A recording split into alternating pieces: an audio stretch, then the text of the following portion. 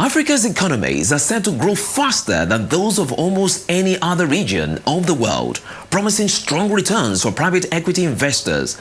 And yet, commercial LP participation in the region remains muted. Are global LPs missing out on Africa's growth story?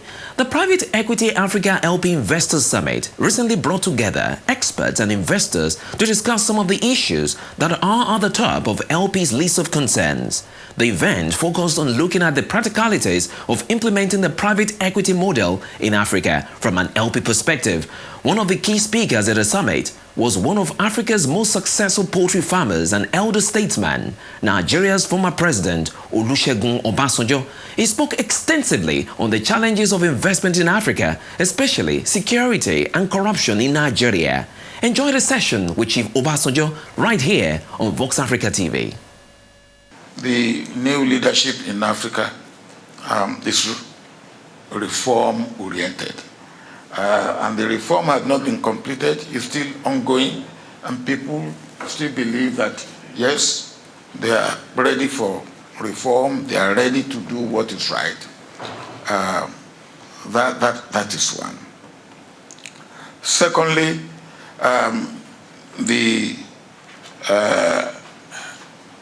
we have choices now. If things are not going well in the West, we have the emerging economies, and then of course we learn our lessons from what happened to us in the colonial days and in the immediate colonial days.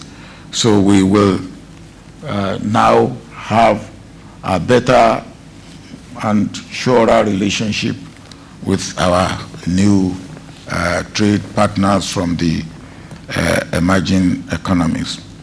And again, within Africa itself, we are coming together more and more. We have sub-regional organizations like ECOWAS in West Africa, in Southern Africa, in Eastern Africa, where they are coming together. So integration has become a buzzword for us. And we know that some countries are too small on their own to be able to make it. If I may be specific, a country like Gambia, or near Nigeria, a country like Sao Tome and Principe, 150,000 people. So we know that integration has to take place. And so we are working together more and more.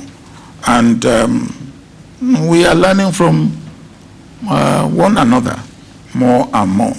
If you go to Ghana today, Ghana is becoming an oil-rich country. And they will say, we do not want to make the mistake Nigeria made. So we want to be an oil-exporting country, an oil-rich country, but we must avoid the mistake Nigeria made. Some Nigerians will say, look, why should Ghana say that? Why shouldn't Ghana say that? And it's good for Ghana to say that we have learned from Nigeria, we don't want to make the mistake of Nigeria. I say, Matthew, putting all this together, this is the time for Africa. And the door is not just the window of opportunity. I believe I see door of opportunity. But that door of opportunity will, of course, not be open forever. So we have to make hay while the sun shines. And the sun is shining now. And we are making hay. And we are saying, to you, come up and let us join hands. And the place to go is Africa. This is the time of Africa. And you are welcome. So tell us a little bit about how you're making hay and where you're making hay. I know that I know that you're building your own private equity fund. Give us a little bit of an idea, if you could, about the size and what kind of opportunities you're looking at. What do you, where do you see the growth coming? Where do you see the open door? Where do you see the potential for your specific for your specific part in this private equity business? Well, Let me point out first of all that areas in Africa that are crying for investment. Let me take 2 or 3. Africa is a hub for energy.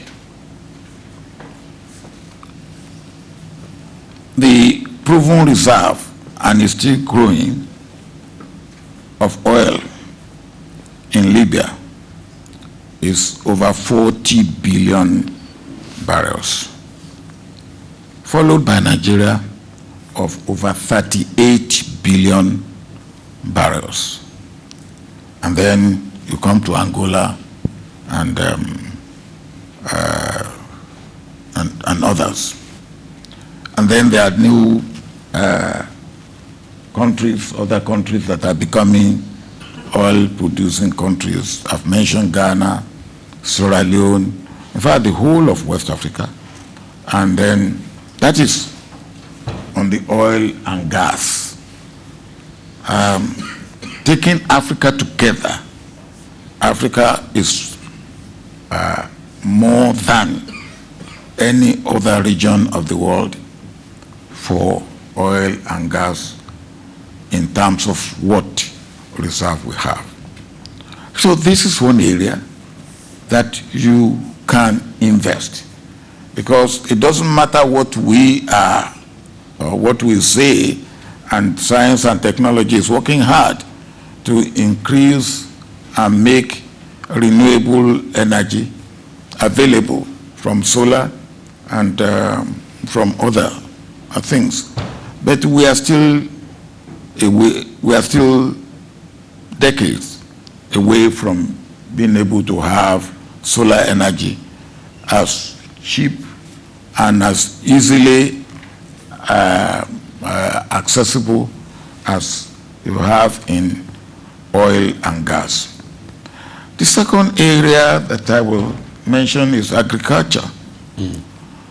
Of the available arable land in the world that is uncultivated, Africa has more than 60%. Now, and it doesn't matter what you do unless you stop producing human beings on earth, which I don't think you will be able to succeed in doing. So there will be need for increased food production. Now, science will continue to increase the yield, but even that will get to a point where you cannot increase the yield anymore. So you will have to put into use the arable land that is uncultivated. So the place you will have to come to is Africa. And Africa is beckoning to you and say, look, African soil, rich, come and use me so that you can feed the world. That's another area where you can invest. Of course, Africa is infrastructure deficit. And we can, transportation, water, and any other form of infrastructure. You cannot invest in infrastructure in Africa and lose. So I've mentioned energy, but there's also minerals.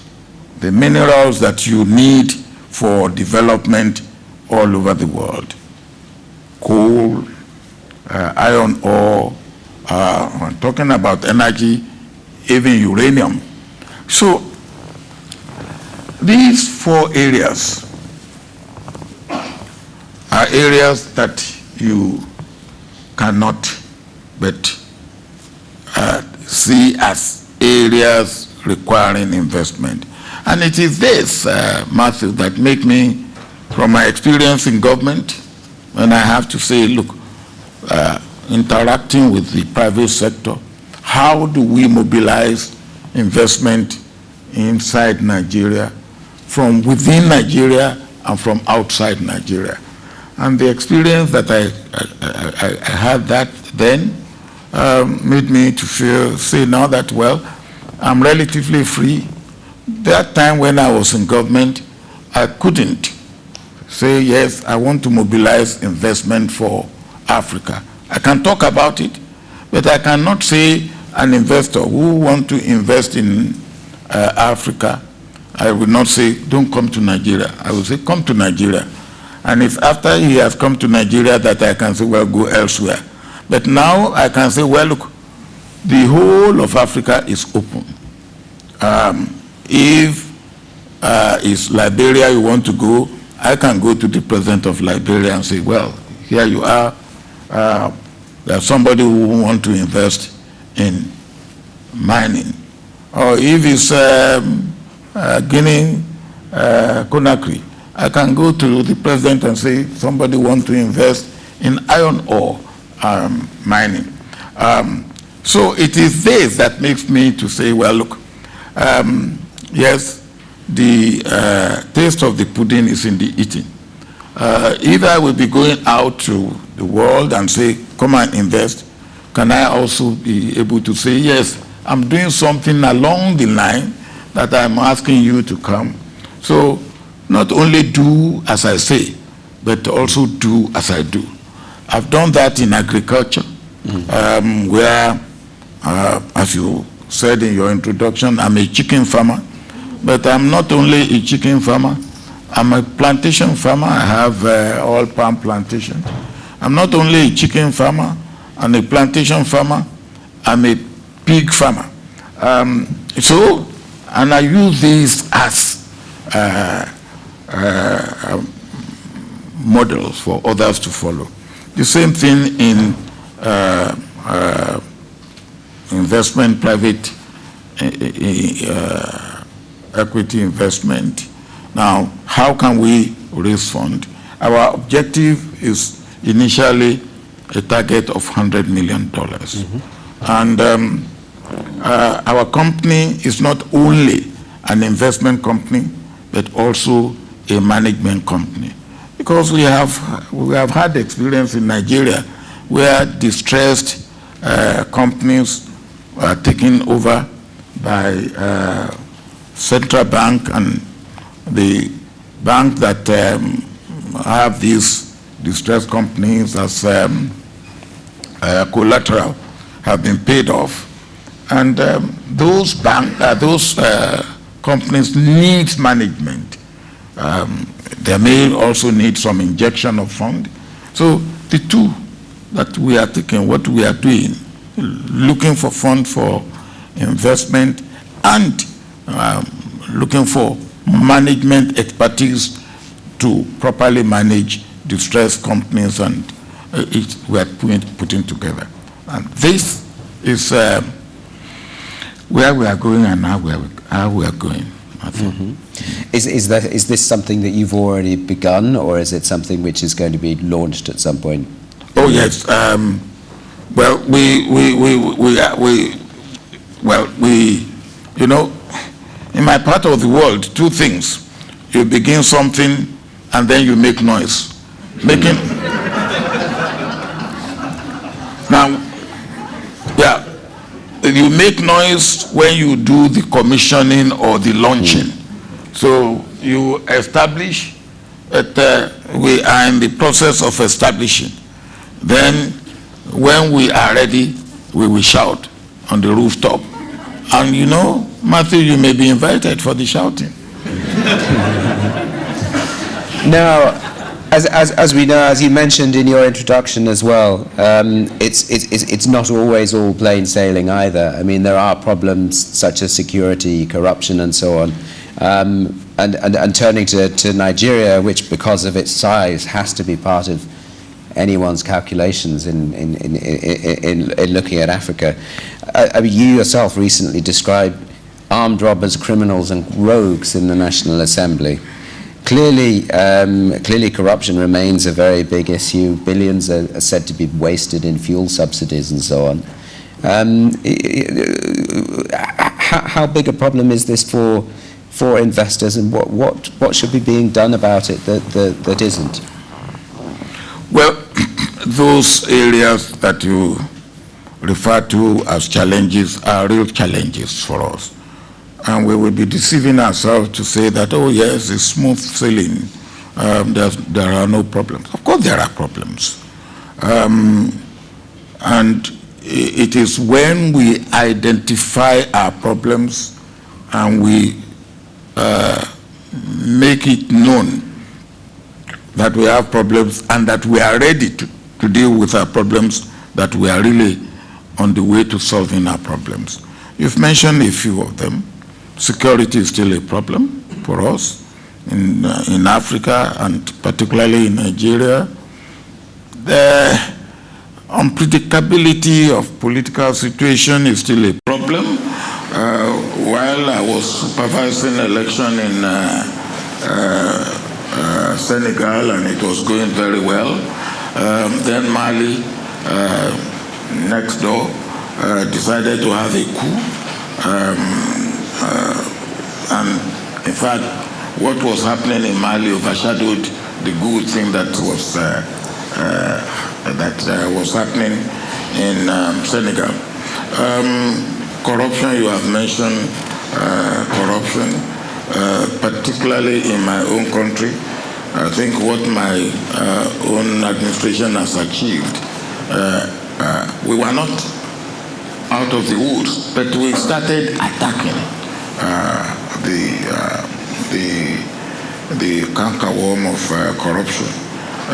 That has been reversed. The point for me is that when you are able to diagnose a disease properly, you are on the way to dealing with disease. Are we diagnosing our diseases properly? If we are, then we will get there. As I always say, there's no society in the world that is corruption-free. But there are societies in the world that do not accept corruption as a way of life. Now, that is the position that we want to achieve. For a position where corruption is not accepted as a way of life. You do not engage in corruption with impunity, because you will be caught, and if you are caught, you are dealt with. Now, that was what we were doing in my time. 3 of my ministers were arrested. One of them was my senior in school, and they were prosecuted. Unfortunately, one of them, my senior in school, died in the process. Don't put the blame on me. That was an act of God. The head of the police, the Inspector General of Police, was arrested and prosecuted and sentenced. Permanent secretaries, even the President of the Senate, that type of thing. Now, so can we bring that back? I believe we should bring it back in Nigeria and elsewhere in Africa. Fighting corruption is not a one-day wonder. It's not a one-night affair. You must be consistent, and you must be, it must be sustained. So do you think things are getting worse in Nigeria? Yeah, well, that's what I've told you. We have gone back. My successor in government campaigned on the basis of continuity. But when he took over, he went and implemented discontinuity. His successor is doing a little bit better, but not good enough. So let us hope and pray that he will do much better than what is immediate predecessor did, so that he will continue and reach the stage that we left, and of course go beyond that on the corruption situation. But we have the security situation that you mentioned, and the security situation is very bad, very bad. We must admit that. Now, when I was in government, what I had to deal with is the militancy in the Niger Delta area, and they were not asking for any political thing. They were not asking for self-determination or secession or anything like that. They wanted a better economic situation, better social situation, and we were dealing with that. Now, maybe the way we have dealt with it too leaves a bit of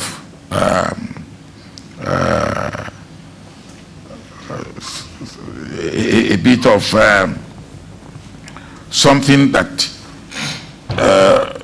we have to re-examine. But of late, we have had something that we never had before. These people that call themselves Boko Haram, in fact, they were not the one who called themselves Boko Haram. They have an Arab name that they give themselves. But we call them Boko Haram. Boko Haram means that Western education is taboo. You shouldn't touch Western education. But that is not what they call themselves, and that is not what they believe. Because when I went to Maiduguri to try and do some fact-finding about them, their leader, who was killed in cold blood by the police, Mohammed Yusuf, had 27 children. And one of the complaints they gave me was that, look, we do not have money to keep these children in Western-type education institutions. So they love education, Western education. They want their children to also have Western education. But what really was their problem? Well, I believe they were a bit naive, and they are still a bit naive. They said they want Sharia. I said to them, as far as I'm concerned, this is not the first time some group will say they want Sharia. In 1978, when we were writing a new constitution, some people said they wanted Sharia. We went over it. It didn't amount to anything. One of the governors, when I was president, said he wanted Sharia. He started Sharia. And I said, look, if the Sharia you want is genuine Sharia, it will survive. If it is political Sharia, it will fizzle out. Within 2 years, it fizzled out because it was political Sharia. And the point really is this: in Nigeria, the Muslim elite will not stand for Sharia the way it is prescribed by the man, Prophet Muhammad, peace be unto him, the way he prescribed that Sharia should be established. But what do they want? They felt that injustice had been done on them. Their leader was killed in cold blood. Their deputy leader was killed in cold blood. They went to court and asked for compensation. The court granted them compensation, and that compensation was not paid. That's number one. Then they said, well, look, if we cannot get justice through the political system and we cannot get it through the legal system, let us take law into our hands. I think now we have to reach out to them. I have always suggested that the solution is carrot and stick. Now, let us find out what their grievances are. Let us see what we can address. And if we have reached the stage where we cannot take anymore, then the stick should come in. Now, some people say that this is religious. It's easy, that is simple, and it's not really a religious issue. It's a social and economic issue which we should give attention to. So, corruption, one of the problems and challenges we have to face. I do not believe that it does not have, no matter how little, effect on investment in our country. Now, what I say is that don't indulge in corruption. If anybody cannot do for you what and allow you to go through without corruption, now report. And I say to people that I have to come and invest in Nigeria or any country in Africa, that if anybody asks you for whatever is not right and proper, let me know. I will take it to the highest authority. But because once you indulge in it, there's no end to it. You may say, oh yeah, it doesn't matter, let me do this little one. The little one will become big, or the little one will become medium size. The medium size will become big. So don't get involved in it. I think that's the answer. Thank you very much, President. We have time for just a couple of questions.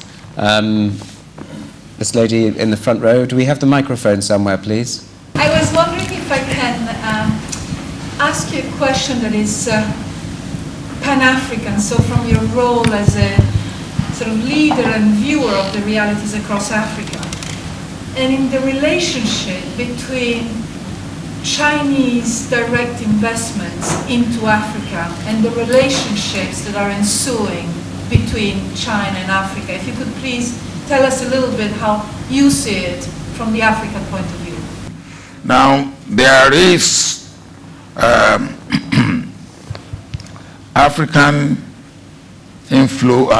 Chinese inflow into Africa, both in terms of investment and in terms of actually moving into Africa. How do we see it? I think it was something to be welcomed.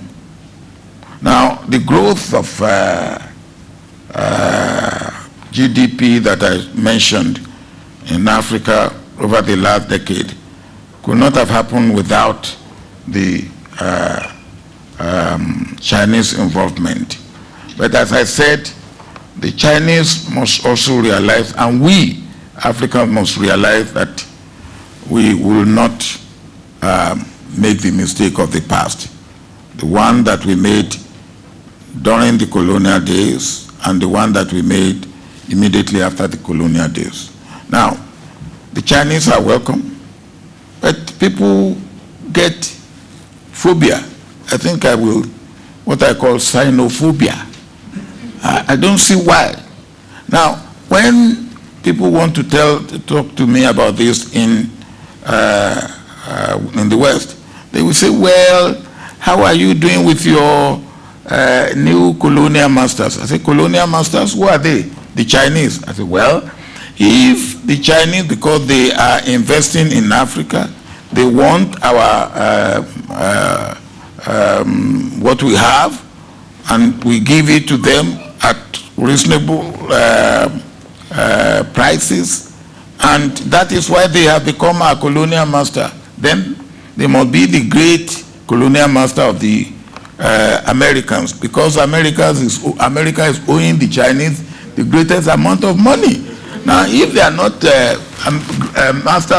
colonial masters of America, why should they be colonial masters of Nigeria? What the Chinese should realize is that they should not overplay their hand.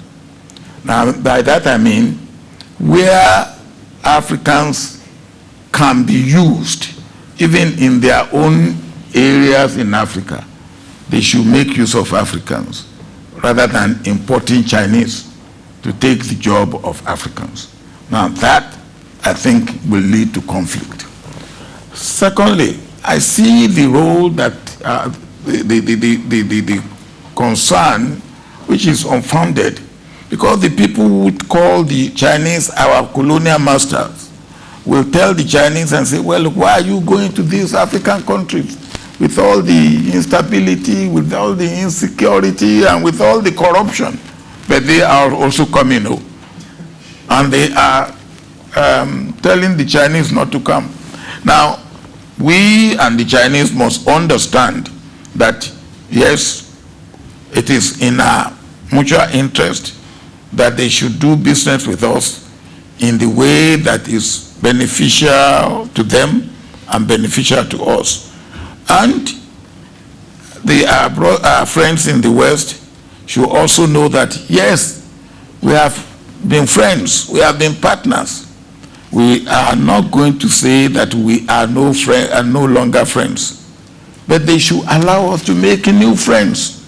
We will keep old friends if they want to keep us as friends, but they should allow us to make new one, and we want to make new friends.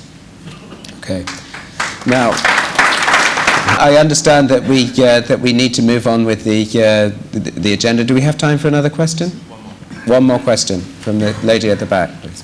I had a question in regards to policy reform. So functional capital markets and, of course, capacity building is very key for any capital market to function adequately in terms of due process, in terms of legal rights, in terms of the ability for you to have processes and structures in place that facilitate business to be driven effectively.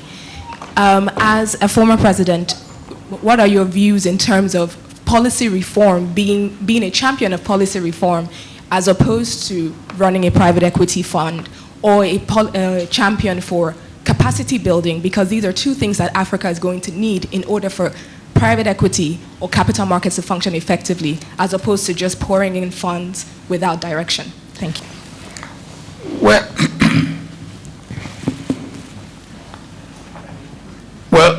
I believe in policy reform. So, and as I said in the course of my presentation, one of the things that has helped us in Africa at the beginning of this century, up till now at this point, is because we all embraced reform, and we were all at different rates of reforming. We were all going for reformation. Now, generally, I talk about investment, generally. Now, I also talk about conditions or conducive environment for investment, generally. And I always say that, look, whether you are talking about domestic investment or foreign investment or portfolio investment or private equity investment, the conditions that they deserve are basically the same. Now, you must be able to get your money in and out. You must be able to do business easily. You must not have any obstacle that will hinder the way you do business. You must be able to eliminate corruption. Now, all these are things that must be there, whether you are talking of mobilizing private equity investment or portfolio investment or even domestic investment.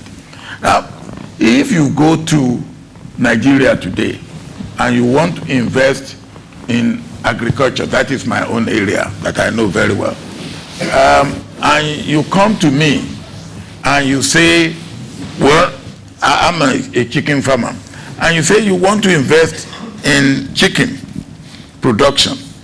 How is it going? I will say, I want to invest in chicken production. Well, I say, well, not too well, not too bad. Now, I know it's good. I say not too well, not too bad, because I don't want you to come and compete with me. It's pure and simple. Now, and then, because if you go to any place and the first people you will want to find out how things are going is those who have invested in that country, whether they are domestic investors or foreign investors. And you want to know how they are doing, and they will not want you to come and compete. But then it's up to you to make sure that you compete. And then the reform that must be in place should allow you to come and compete. And then when you do compete, when you do invest, well, you follow what is the order of the day. So for investment, private equity investment, I think it's the room is almost unsaturated or even untouched in Africa. I mentioned a few areas that you can: infrastructure, agriculture, fast-moving consumer goods, manufacturing, what else there?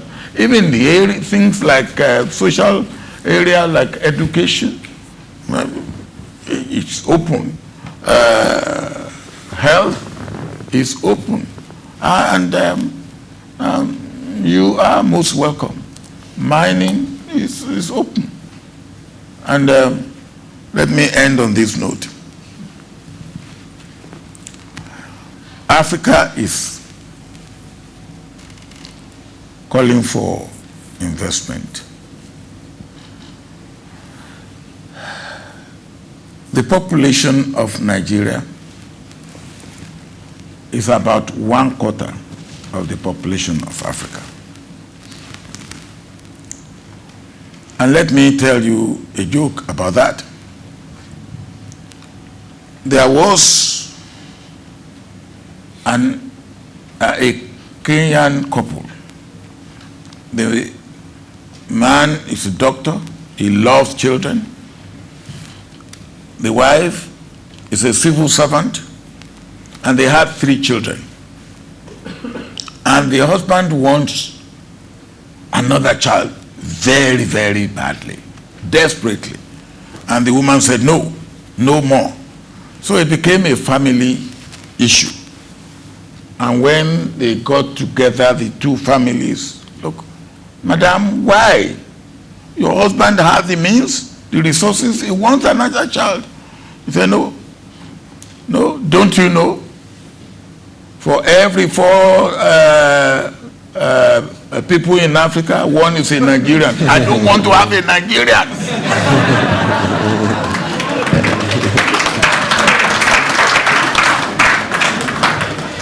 Now, that lady was persuaded. Eventually, he had a 4th child, who is not a Nigerian, he was a Kenyan. Now, but the point is this. With the population of Nigeria, if Nigeria does well, 25% of Africa is doing well. And that is for one reason why Nigeria owes it to Africa, and indeed to itself, to Africa, and indeed to the rest of the world to do well. I see Nigeria as a gateway to Africa. And if you want to enter a place properly, go through the gateway. Come to Nigeria, and the way is open to President Obasanjo, thank you very, very much.